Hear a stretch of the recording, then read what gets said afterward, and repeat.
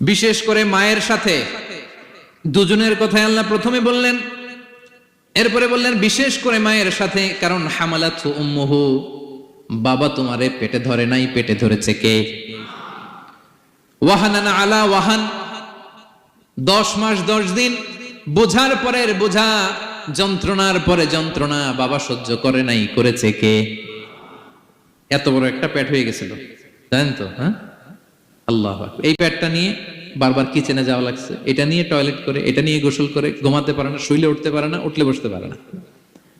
একদিন 2 দিন, 1 সপ্তাহ 2 সপ্তাহ, 10 মাস 10 দিন আমার মাকে এই কষ্ট দিয়েছি। মায়ের কলিজার মাঝখানে লাথি মেরে দুনিয়াতে এসেছে।